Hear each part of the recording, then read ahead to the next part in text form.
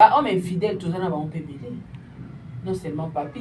Papi, peut-être la mauvaise foi. Ils allaient qui a garçon, on a batchoko, on est en Suisse. Il y a refilé. Mais tout ça là depuis 2019. Babé, ça moi c'est ex na inda binisiamo. Parce que moi c'est ex yo au découvert qui on c'est-à-dire aux en ba preuve. Donc les lots sont au moni batum sous la vie privée. Prenez Timoutoura papi mboma. Là on parle de vie privée qu'est-ce que tout n'est pas. Surtout on a dit papi mboma. Papi mboma dinga moi respect. Qui a Jésus peut former. Infidélité, papi, vous êtes sur Top Media TV. Voilà, merci Bande Walandia Sarato la télévision. Bino Baye Bogozoli Bakou pour l'émission Onanga Top Media télévision. Le code de bonne conduite Yango et Bandi, Bandeko, moi, assume-moi, Internet et Peli, moto. Nazo et Bate, Bandeko Walandi, Bino Baye Bozo Kozongo, na Mosika, les Lobo Meka Kozo, Makaya, Tonton Papi Mboma, PM. Vraiment, je dois du respect à ces grands messieurs, Papi Mboma, aux Unano Kiti, au Fandi Wananano. Aux Unano Kiti, au Fandi Wananano, aux UP communauté, les sous, au Fandana, pour la Monaki Lobi. Kulutu Nanga Papi Mboma, a Pesa qui n'a pas naïe, a Pesi communauté Mbote. N'habite Mbote, on a Ezanaki Yanini. Pour Azolinga Ayana Nini. Nous apprenons que papa Kulutu Nanga Papi Mboma a yébaki Makambo depuis les 13. Que ma beza na kati yanda kunaye et brutalement il paraît que Aoutaki Kolongwanda qui a amené cette histoire sur la place publique. Nous savons tous que Papi Mboma c'est un monsieur azalaka na respect azalana komi kanga crédibilité personnalité naye sa vie privée alinga kutu te ezala étalée sur la place publique. Mais qui a amené cette histoire sur la place publique et pour quel objectif? Bandeko Balandi, émission on doit la analyse avec ma consoeur Sarah Tola. Prenez le temps de suivre cette émission, malembe, puis vous comprendre. Je suis allé dans beaucoup de pages pour lire, je suis allé dans ma place ébélée pour na kota la nini o bandeko bazo koloba et peu de personnes bazo commenter dans marque na bango. Balobi était ceux qui au bomi na épée, yo pe bako bomayo na épée. Est-ce que Zali n'a raison? Est-ce qu'une femme mariée yandaku a les droits ya kosala makambo oyo mobali na ye asalaki lobi peut-être nanzela ya infidélité? Bandeko balandi ezebele moi liboke za pena omoni attaque wana za na ngoka justement 30-40 secondes pour na kola bino couleur ya émission mais na kati makambo ya somo ezali. J'en profite pour dire un grand merci à ma mère fan, de mères abonnés, je vous dis un grand merci président bébé, maman Nathalie Nana Mosibou, Angelos Karwan, Fatou Dokonti Maki à la Kumba, Jenny Beta industriel, Tatapo, FAP4, Sarah Lobby, Madjabou deuxième édition, et ça n'a quasi impossible, Lobby. Cette fois-ci, Bokoloba, Fobobo Longola, Madjabou, Bazabatou, il y a Banganga, ba magicien, ba occultiste, ba sataniste. Cherchez un autre nom pour notre chawana. Juste, nous avons compris que derrière les enfants de Dieu, derrière Makambo Malam, Onzambe, Azokosala, à travers le couple Wana. Donc, Bino Baïbozo Kosala Bongo. En tout cas, prenez votre temps, Bozala Kimia, parce que Makambo Yamalam Wezali. Je dirais un grand merci aussi à Jenny Beta Industriel, Sarah Perloa qui est sous-souké, Azali Oben Ambanda Kakuna, Akeko Banda, Moussala Côté Puna. Nous attendons de bonnes choses. Un grand merci à Maman Bijou Nketani, la femme de papa, Jean-Pascal, et Capron Guérison Maman. Un grand merci à vous, un grand merci à papa, un grand merci à Maman Zozo, la femme de papa Noema Bakala Nzinga, Maman Deborah Loubana Kiloamera Calgary, Maman Yvette Mbangu, bonne guérison aussi à vous, maman. Un grand merci aussi à Bertin Konde, Babande Goalandi, Nakosenga, na réalisateur Nanga. Aujourd'hui, j'aimerais à ce que la grande dame Sarah Tola à côté à un plateau, na Bafongolana nos caméras, comme ça Sarah Tola va faire son entrée d'une façon. Yakobanda émission Oyo. Kulutu confrère Papi Mboma, en tout cas c'est grave. Ba audio Oyo et Bimi Awa, ba audio O ezoko circuler Awa Makambo ezoko leka Awa. To éviter ezali pona objectif nini, ezali pona intérêt nini. Maintenant c'est un réalisateur au Pesabiso retour Awa, une façon yakota la télévision, voilà, et ça là quelque chose de bien. Merci beaucoup mon réalisateur pour mon salama là, mon ozoko sala tongo alelo bandeko balandi. Boyende tozo banda émission. Mais moi je me pose des questions. L'objectif ya babiloko tozo komona ezali nini? Nakanisi il y a une émission donc to l'exaki ya wana maman Sarah a pesa ki ba 5 objectifs oyo ya YouTube et ya kanakati ya ba vie ya bato. Les réseaux sociaux en tout cas la communauté congolaise, nous utilisons ça d'une manière abusive. Et so talipé, bato ebele basalaka ba vidéo na réseaux sociaux, eza ba congolais. Et bato pe ba bénéficiaka moins na réseaux sociaux, eza kaka ba congolais. Parce que sur YouTube ici, il y a des nations où va bénéficier des millions, de milliers de dollars. Mais chez nous ici, ceux qui foutent moi 10 000, moi 5 000, moi 2 000, moi 3 000 pour nous donner mon voilà. Madame Sarah fait son entrée, mais mesdames et messieurs, d'une façon, logiquement, moi, je devrais m'élever, mais bon, comprenez, c'est comme ça aujourd'hui qu'elle va entrer.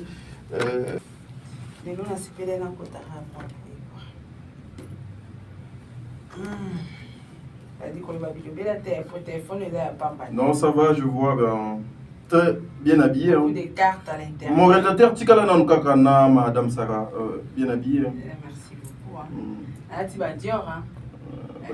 Net dans Dior, Pazine dans Dior. Donc, je suis dans les Dior et puis voilà. Ça, ce sont mes téléphones. Donc, voilà. Ok.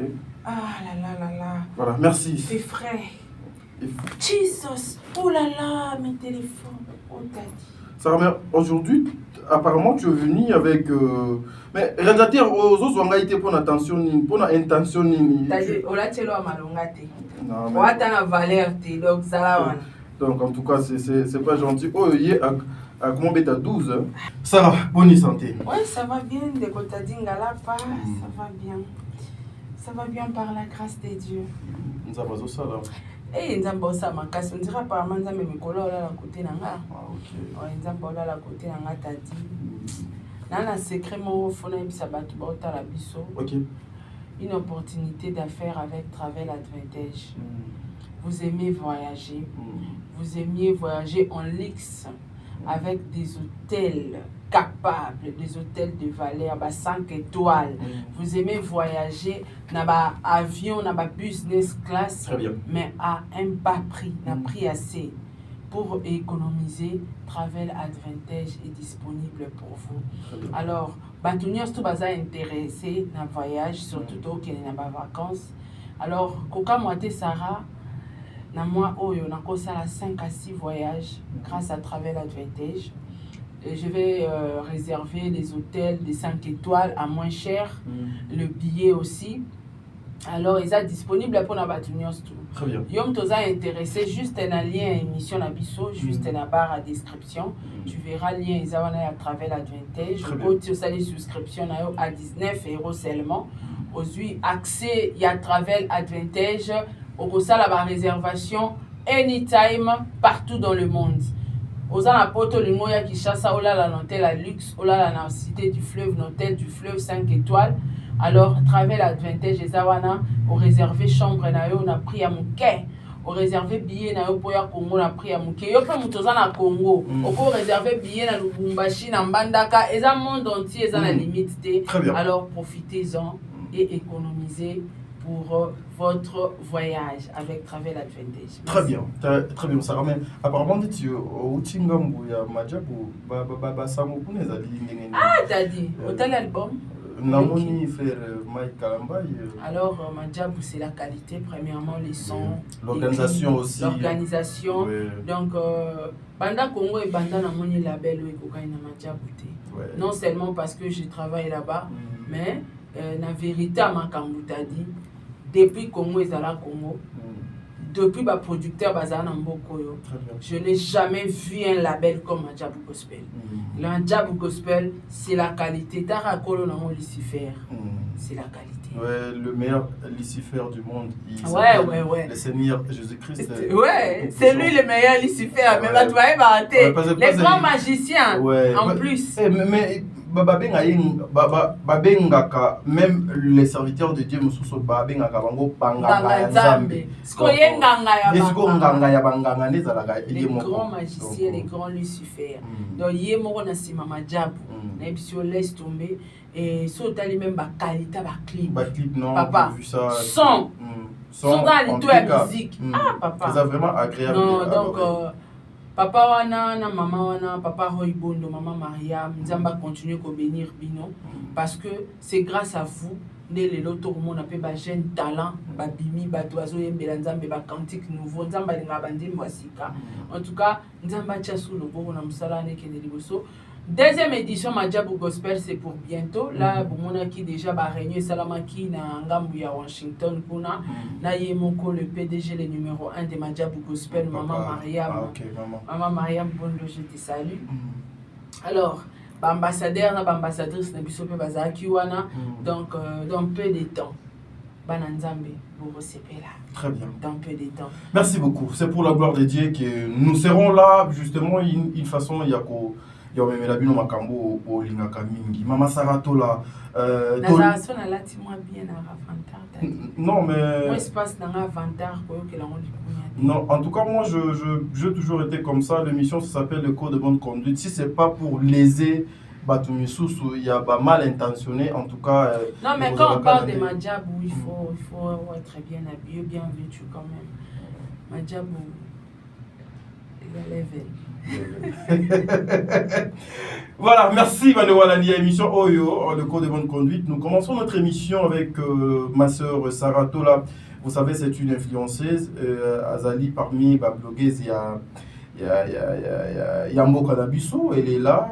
Actualité, ils ont obligé Bisso. Parlons de Papi Mboma. Oyo, personnellement. Oyebi Papi Mboma. Par rapport à sa vie privée, par rapport à Nyonso Oyo et les cas Naba Etanoïke. Aujourd'hui, Papi Mboma est allé sur la place publique. Tu te dis d'abord quoi en tant qu'une femme, Sarah Tola? Pour Makamongo Nyonso et Zoko la Kabasi. Je me pose une question. Ngana no Sarah. Non, on a vie privée dans les réseaux sociaux. Très bien. Peu importe peut-être les insultes qu'ils ont accordées parce que la personne publique n'a qu'à faire taire tout le monde roté, n'a qu'à faire le mida salaki parce que la personne publique. Mais je trouve ça mal comment on a battu la vie privée, quand on a les réseaux sociaux. Et pourtant on a expliqué déjà battu les campo, autant le bango a. Dans les réseaux sociaux, tout ça ba catégorie à makambo ya na réseaux sociaux. Histoire ya Papi Mboma et na réseaux sociaux ils a compte à rendre chantage. Compte à rendre chantage na ndenge nini? Oui, on va s'expliquer tant que peut-être au côté na kati ya ba question na yo. Très bien. Alors, batu mususu bayaka peut-être t'as dit ndo bunda na mona fi wana jour ala net bukanaki. En tout cas, je dois du respect à Maman Sarah, n'a pas abonné ni son côté qu'on a tout y a dit société. Voilà, tu m'as dit il y a solo. Bazo comprendre un gros mal na émission, bazo comprendre un gros mal. Franchement, des fois, il faut boyer bara façon, il y a bâtonné Sarah Moussala. On ne peut jamais faire une émission comme ça bâtonner juste. Pourquoi? Non. Il faut tout c'est quand même. Parce que nous sommes dans une communauté où les gens regardent seulement le côté négatif.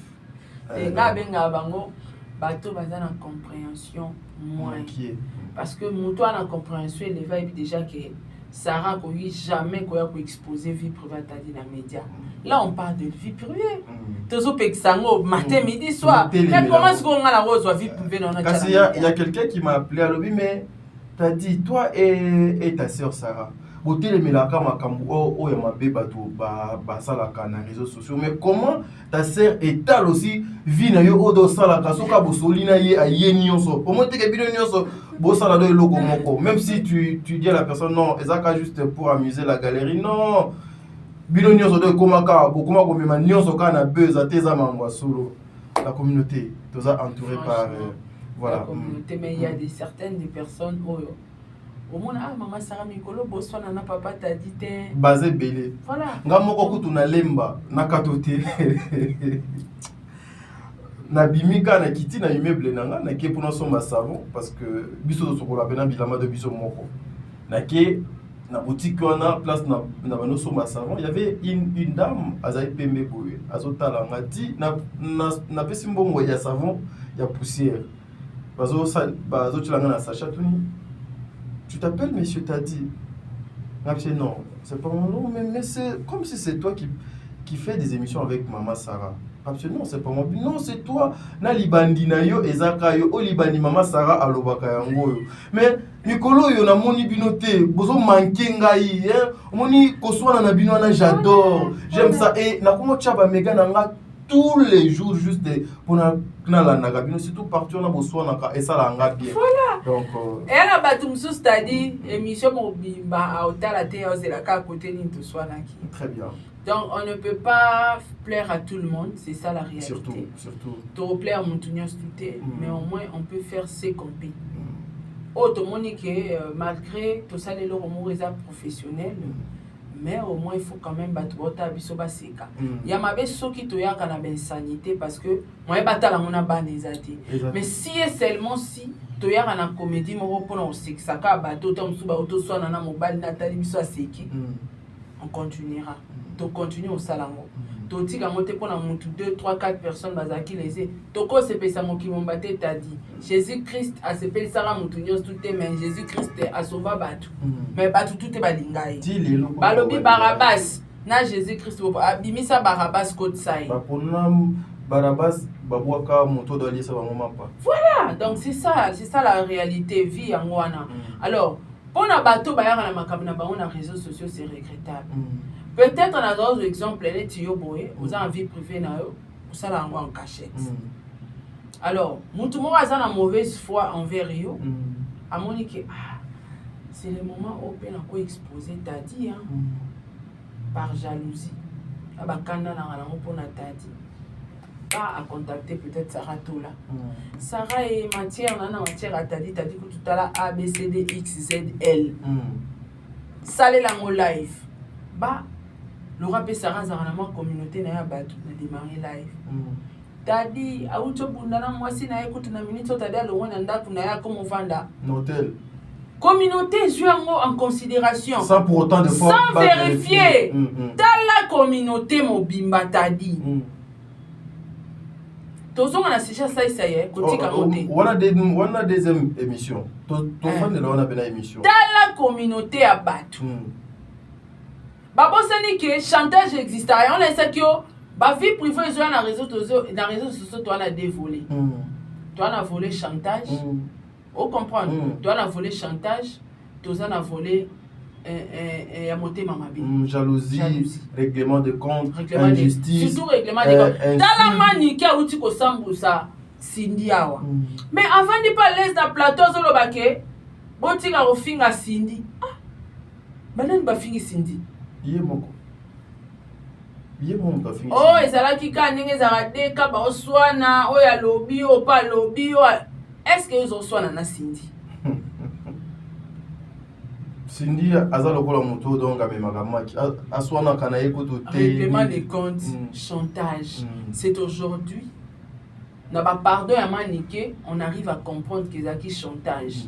Mais chantage en masala ka mona mutu mo za sala on a 2 personnes fali Cindy. Mais on senga pardon kana Cindy. Papa ya na émission ana. Triangle na kati. To za na to photo panza. Triangle wana na kati. Makamuza na kati wana photo kwa mwe to panza ngo. Alors, soki muta bengi ngana tibo mota dit ki ngana sala émission na communauté, dit que tout le monde serait d'accord. D'accord. Na keno musika te na zuka ni kisusu. Sans preuve. Sans preuve. Bana bandi ba live. Et kenda kini chaîne comme il peut que o fallait à saint mois ça sundoli bana. Plus de 6 mois. Preuve. Exact. C'est ça notre communauté. Donc les lots sont au moni batum sous la vie privée. Prenez Timutura Papi Mboma. Là on parle de vie privée qu'est-ce que tu n'as surtout dit Papi Mboma. Papi Mboma dinga moi respect. Ana moi le fond de mon moi le laisse. Je ne pense pas qu'à cause à ta problème on les a vrai la famille nae a olinga te ya réseaux sociaux pour na respect nae. A olinga te pour na respect nae. Très bien. Alors ce qui les lots makamwane se retrouver dans les réseaux sociaux. Oui, que Papi Mboma pas rose na mutu mo boye a sepelane na été. Papi Mboma pas rose na ex mo boye ti le loir na kema Papi Mboma aluka bo manibale wana. Côté pe à moi si na pas cause na ex mo boye ti le loir na besoin na aluka bo manibale wana. Pour biso tout na ba ex, ikama ba ex tout le monde na ex. Tout le monde a ex. Oui. Ouais. Alors, ba ex souvent bao batikala na défaut bazaka na posa baninga ba émerger te aliko yo kwa teke ata après 5 ans elle est prête à tout ya roboma libala na yo ata après 5 ans akodia aza même pas na besoin donc siko yebisanga na communauté oto vivara ya virtualité na babonné virtuel batu virtuel ba commenter la biso jomo yesinga bisara omonaka mutu mo afinga konzoka likango Diego kala. Ouais mais bon et surtout wana ekozanga te. Oui parce que tout le monde a bango te baza na ba faux compte baza derrière ba faux compte. Même les appels bato to be ba benga so sara na matière à intel. Ngaba matière musu na koma na yoki na suka na ngabi mama na yoki e piaka ba preuve bon na sa l'émission. Preuve ezate automatiquement eza chantage. Donc mutu tout ayeba déjà que place on a ki osala sara chantage eza YouTube, eza réseaux sociaux. A robenga n'importe comment. Apesio matière oyo ozana ngwata na profiter mais basaleli yango ba live comme les cas de Papi Mboma. La seconde. Et puis même na ba page sans vérifier bazo poster puis quand on a posté mama Papi Mboma te yango nga pena kamoki je me suis dit yo ozana ngambo ya Papi Mboma to so ozongi na mama sai to ça l'émission une fois on a ça la live on va parler de ça. Donc aux hommes qui communauté moko baza prête ya kosala batu chantage mais baza prête à vérifier information boza ba meilleure page boza ba meilleure chaîne ba meilleur journal po benga Papi Mboma appelez PM vieux est-ce que loko eza vrai omoninga aza page polémique batu batalanga soki eza faux naza prête à démentir information. Très bien. Tant au monde n'a pas preuve eza palpable été mais arrêtez quand même il y a humilier couple sans cause comme ça. On se comprend t'as dit. Donc makambo to mona raninga utolo ba peut-être ba to ba condamner Papi Mboma to mo si na eta musu bango mbale bana bango ba victime ya scandale moko ya jalousie to ya haine to ya compte à rendre o ba benga ki bande kwa ba YouTube bango ba kufela mingi matière. Banda matière obi ki ba bonga ka te. Disiko rien. Vie bonga te. Rien du tout. Baka na matière. Très bien. Mais baso posa na ke matière, on peut faire les matières mais professionnellement. Ngana auto ça la matière moko scandale la famille abatu. Pour ne porter un préjudice. Parce que le salango oui mais quand début na qui menacer tu sais. Mais pourquoi pas ba contacter nga isusu? Parce que talanga muto atinde batu ba menacer nga komeli nga o Sarah en tout cas félicitations ba preuve na nga pango nga bi à la fin tu vois. Na yambi musali munene nzambe o ayebani prise kalolenga puis bango ya ba dossier omoni mambasaka na TikTok na YouTube na Facebook. La plupart la majorité na basendi toza na bango. Mais oui Instagram musenza kota ate. Baza mokie. Pokuna po batalo faux la penda star. Bayaka te na mdeza la kana loyenge bata mafinga te kuna mafinga epesa abonné te. Kuna faux la star. Kuna faux la star. Sko eza sujet mo na uti na Instagram place ba star batata po banani. Mais Aponi asana saratola. Tant Aponi asana nga. Oyebi ke mbali boso na sa live na Instagram na koma na 1000 et quelques personnes. Natal Penga bi personnalité. Instagram est à la moi kilo, so commis déjà 1000 et quelques. Félicitations. Moi t'es Instagram est à kilo. Même pour avoir les abonnés c'est difficile. Ba live nange za la ka ba 10 12 personnes et puis il faut olo ba makambo ils ont intéressé batu mais apparemment na yambai muto aza na notoriété makasi na Instagram azape musai na nzambe reconnu yena ndekone ba oswana na carte Instagram et puis senga et ba senga 3000 abonnés na jour mon côté mais na minute live ba abonné ba on na sepela ki pe na sera et puis batu ba comment s'il vous plaît parlez en français na salle effort et poser ba question en français. Il y a répondre en français, et mon avis c'est bilingue. So il y a répondre en français, en français, on a retraduit à mon alobia sous na lingala pour la communauté mususu. Donc c'était exactement kitoko. Mais pas tous les lots plus basé car matière et côté. Mais matière vérifiée. Or biso mo sala na biso c'est aller chercher traiter matière vérifiée diffuser ngai sujet wana na landa ki ngo patata po na pese mbote ma grande sœur chérie na landa sujet wana patata po mais pourquoi pas ngape na ba kande na landi tata po na ba information pour kate na kota ngo ka matière non na publier na Instagram live ce soir et beni mon pépé Tant à mon live ce soir, ayemba moko a contacté nga. Non madame Sarah, je suis prise kalolenga. Ngande oyo naza insulté sur Instagram. J'ai à te parler, n'a expliqué, pour permettre au ça la live na omi. Très bien. Expliquer na yo kia selinga ba audio. Ngabi oui, je peux faire l'émission, mais ça serait mieux que yo moko oya ko se défendre par rapport. Il y a problème. Voilà. Tant que soit qui matière wana, faut contacter Moutali Bossa soit qui a benga mbo maté poani. Abi mbo mata matière mo yelinga ya mo. Et puis azalane très trop ouvert avec tout le monde. Tant que pongo zwana actualité on nga ozwana yo actualité wana nga pesa wango parce que yo muto ba yeli yo likambo ngo ozo comprendre. Alors tant que le barato meka ko bongisa moi musala ngo mais bon. On ne peut pas obliger à tout le monde de faire mieux. Mais on a dit que musala o azwa en considération à ça bien parce que tant au sala bien ba contrer ya ba publicité ya banzala bosala wana za ba contraté. Très bien. Quand on parle de contrat, on voit un grand label comme Madjabou Gospel a signé au papier net un contrat nanga à vie. Ah yo à vie hein. Et en tout cas à vie. On signé penda à vie. Et ngana un contrat nanga à vie. Très bien. Parce que pour la grande marque, quand ça te pour, nous on a passé la publicité, on a passé la descente. On a noté, au moins la chaîne moi mon nez ne sait pas publicité 4 la 4 yo ngokufa. Ça na descend. Parce que tam sungai na la publicité moi qu'on a na Madjabou Gospel, na bisio sukaina. Vous comprenez? Donc même pour la grande marque ba contacter yo, il faut pas mon attendre moi intelligence. Moi qui bon moto, moi humanisme. Moi éthique pèse à la kati quoi. D'adio ebinga lelo ka pona ba matière. Soki nazara lokoso ya mbongo. Nazara na humanisme te, mais na koma Madjabou te. Ah oui hein. Bon, cause contrat na Madjabou na kokoma Madjabou, il y a des choses différentes ouais. Net contrat il y a saison, deuxième saison. Déjà comme on nous voilà merci. Tout so pas champagne. Na deuxième saison bon batu ba ozo contrat parce que toi on a besoin de quelques personnes ba promouvoir label.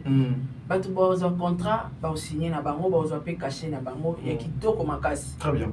Mais ce qu'on kozala ne Madjabou net ngana za Madjabou. Yokoma Madjabou naza contrat te naza kanga mon le sang Madjabou donc kati nanga makila Madjabou vous comprendre ce que yebisanga pona zala Madjabou pona j'avais un contrat mais naza Madjabou te mais pona zala Madjabou esenga nga muto azwanga na liboko akomisanga Madjabou qui est cette personne ngande fona tuna question tatapo FAP4 ce que tout nanga nini balinga bazangisa nga lola likola bisenga mokili oyebi lola ngo banga bazangisa nga ndeni ndenge ni mo bana ndenge bele bazanga lola pona bisenga mokili nagala mutu mwasi mo Moscovitch Arakovo bo azanga poma mutu ayaka na bando sele ba publicité mafuta amona nga pe na sala la publicité Madjabou nzoka yaza na ba problème na tatapo nga na ebité bana monika jour mususu ebisingo Sarah na mona ki ozoboka tata na finga ngai d'ailleurs il faut ça il a une émission mon ngabi mama oyaki publicité donc alingi akotisa yo na problème na ye na ebisenga bi mama mais ezebele awa ba finga tata pour sans cause pour un manager internet ba période moko akota ba publicité na ba chaîne presque tout ya ben censé bando finga tata pour sans cause na ye na Adrien na mobile na ye sans cause bazwa ba rando mo yo fele ya bokonjalo le ya patient bokonjalo le na YouTube ya oso ba lupang no kite je te dis bokonjalo la ya poala so bo solara pasteur Mike botu na e ba esa no Sarah aviva bokonjalo la na se bokonjalo le ya patient oso comprendre sikoyo ngana esenga bi menga na yebi mutu te na yebi ba problème na bino bowela na tata pote ka bo etadi na bana ba moko finga ye na problème ni na kokango te ya akangela nga kanda ba na moni a contacter fille moko ako signer na ye ako signer contrat publicité ba na mona ka un bon matin babando finganga fia na bando saila ngi miso bando finganga mafuta na ya pesaka papa Diego ebebisa ye awa nyos tu na tindele photo nga bitala bilo mo esali papa Diego na kingo nyos tu na mutu azo apesa fi wana bibi yango ba finga Diego na comme pas possible. Pardon, on continue. Tozaka na kati, il y a les codes de bonne conduite pour vous montrer comment est-ce que la communauté bazoko détruire les sous kaka communauté na batu o baza na kati. Yoka ba finga Diego ba komo finga nga ba komo finga na tata po bazo finga ya kosakana te. Mais tout nga lelo mama na kenda ali mona circulation lo mwana ba publicité na ba chaîne tout abebana na ba mama. Abebana na batu tout na batu ba fingela et tata po abebana. Aujourd'hui bazo regretter. Siko na mi tuni pe comme ça dès la kenda aux États-Unis mais Vandisco tata po jonga la belanga asailanga makemba na nini tolia makemba tolia ba côte tolia ba bleu ebele batabe ute Kishasa ya kikuna donc taba pina batumbia esco ni state poto na ebiso sko na mi lo belinga mona mutema ngabi o so na finga ya vraiment mbele ero nazaka na sima ya mama kovo Nakala zapela sima mama konvote pona bato ba fingela e batu bakabwana asali ba scandale na réseaux sociaux ya osakana te donc batu barata nzoku lokula likelele on est sur ba chaîne na to mona tie 5 publicités t'as dit 100 et l'autre ité. Mais oui, tu peux avoir au cause de la publicité, tu as 100 et zambongo, tu fais nombre à la fin du mois. Mais est-ce qu'il faut au côté de la carte à jamais. Est-ce qu'il faut au finga moto yo yebite sans cause au côté de marambango? Pour aux autres de la $100 en fin du mois. La vie on ne sait jamais. Ce qu'on le loyo, ngabe na finga tata po. Yo zo na sort na. Lelo na beta tolo je suis manjabu. Contraté mais je suis manjabu. C'est grâce à qui? À tata po. Pour ça tata pa sala nga fermeture. Maintenant kana kacha fermeture nazara mfi en contrat. Elle mo ba bengi. Après ça nga ba passe à nord. Ebele. On n'a pas si vous pas au que moni Jésus-Christ. On se comprend. Donc Nama Maria. Jésus-Christ oh. Jésus-Christ Nama Maria. Nama Maria. Maman Maria na papa.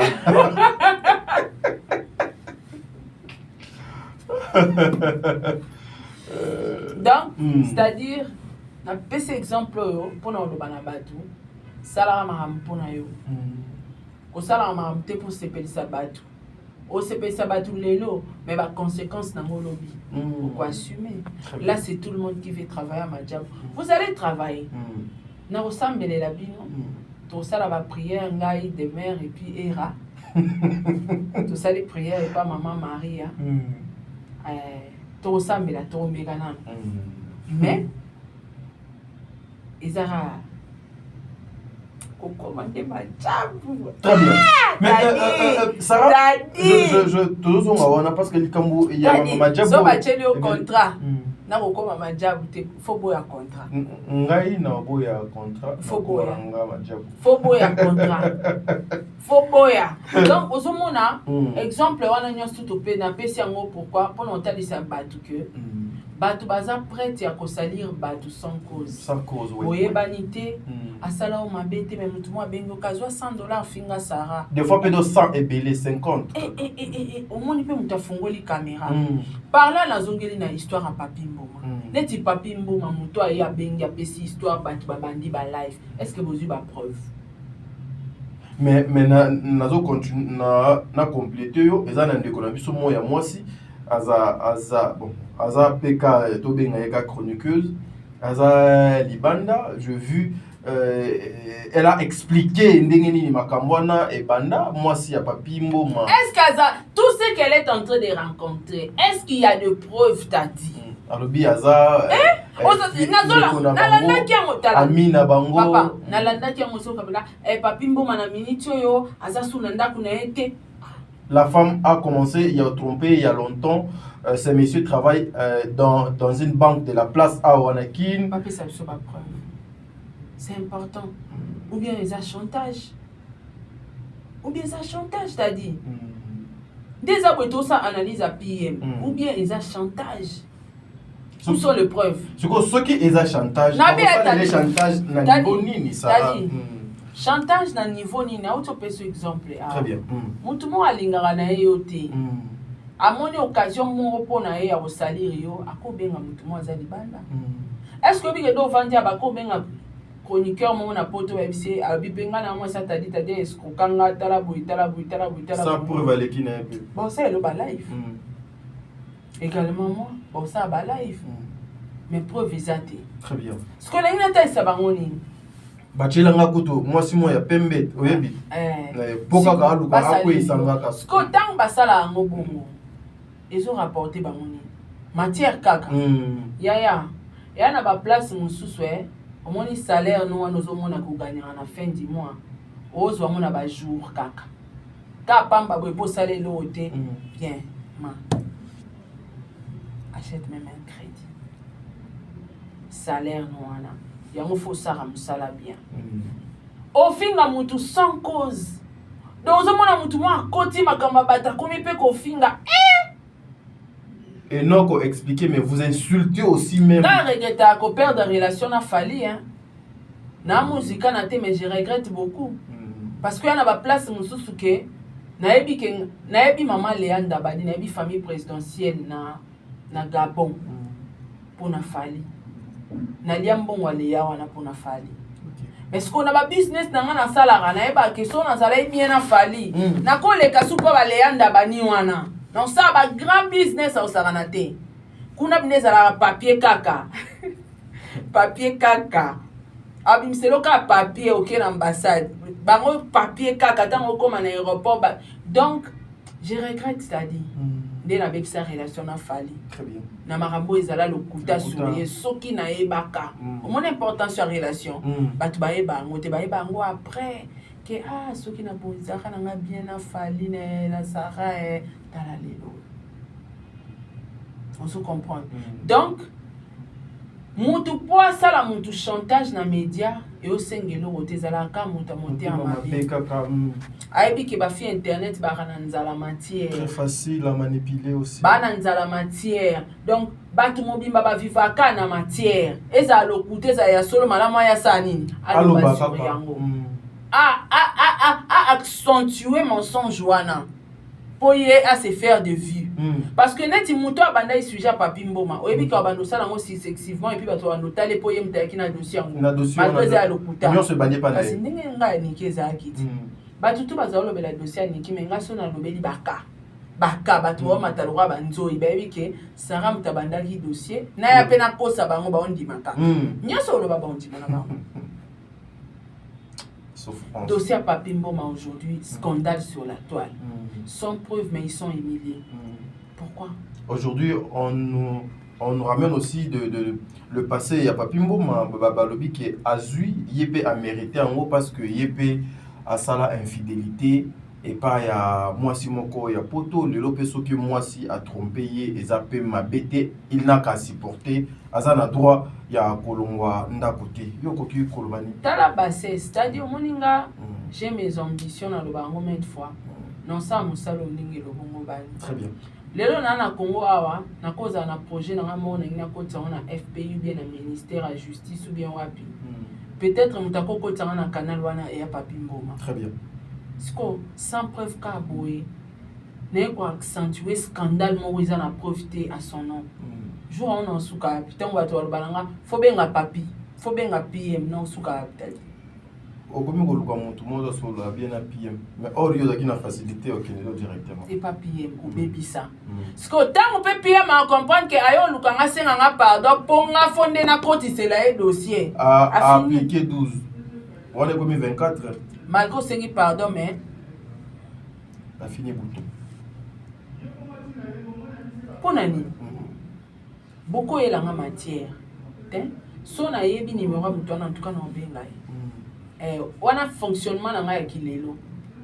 Tous en ont coûté moi et belé, moi et colo. Toi na ba matière toi comme ça et la montée pour préférer. So c'est quoi preuve Akimi t'a dit. Moi et colo, tous en ont moi et colo. Akimi. Pas vraiment du soutien. Akimi oyate.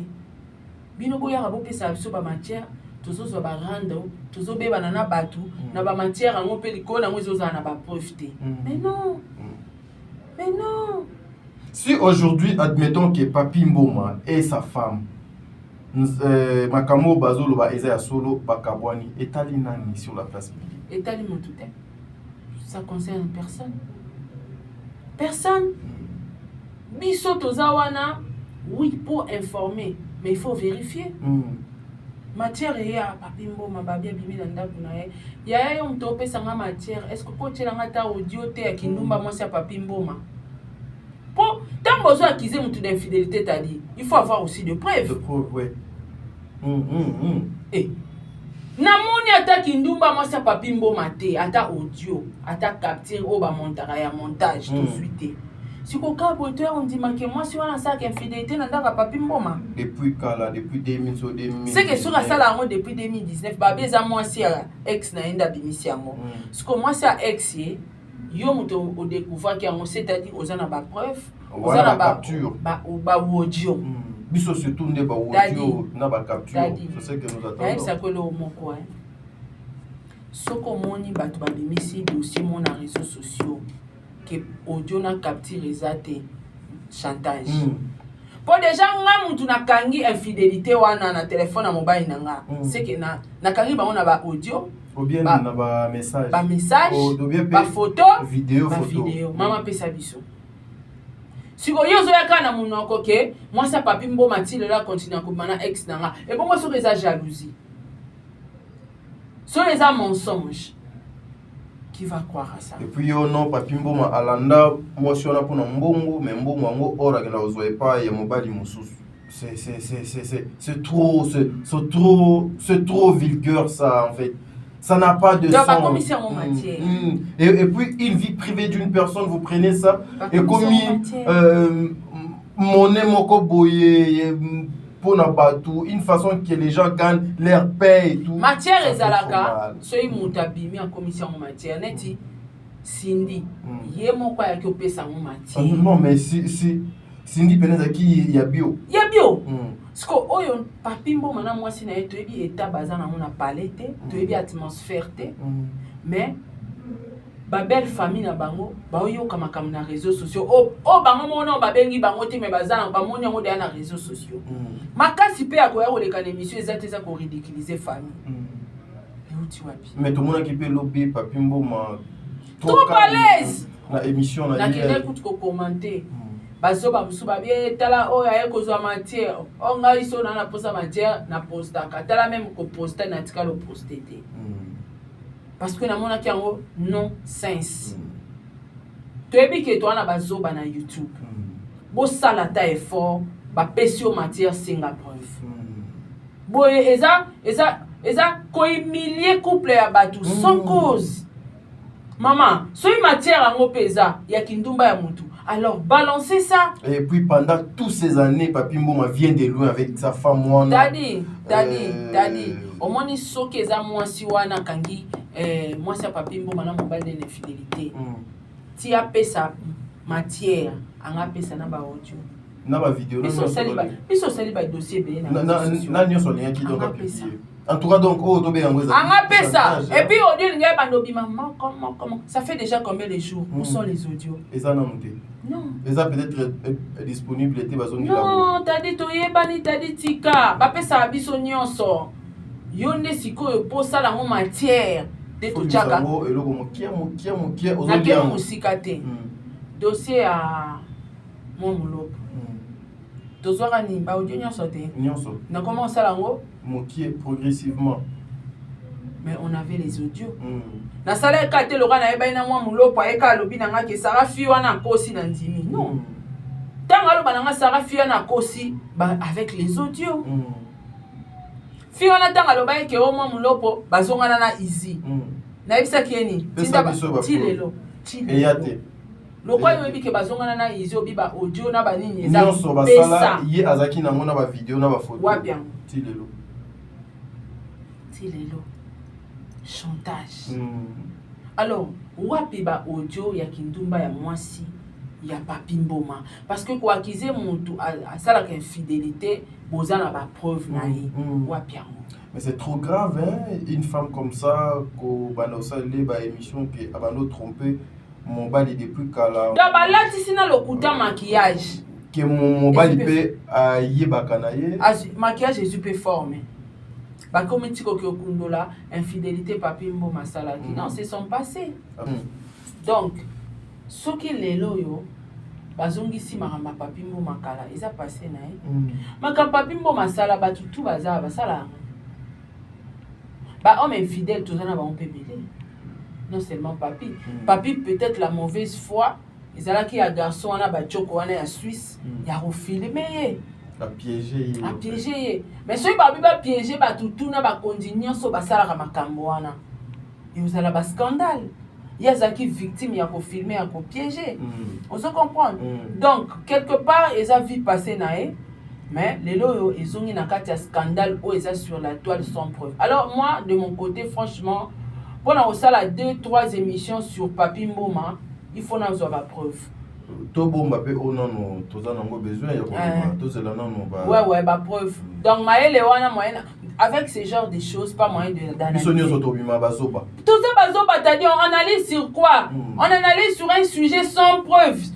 Dans les réseaux sociaux, tout ça, on est. Au moins, tu es comme un bazoba. Non, on s'arrête par ici. Très bien. Mesdames et messieurs, Bisso Tosuki Awa, c'est l'écho de bonne conduite. Papi Mboma mérite le respect, sa femme aussi mérite le respect. Bisso Nyonso Tona va passer na Bisso.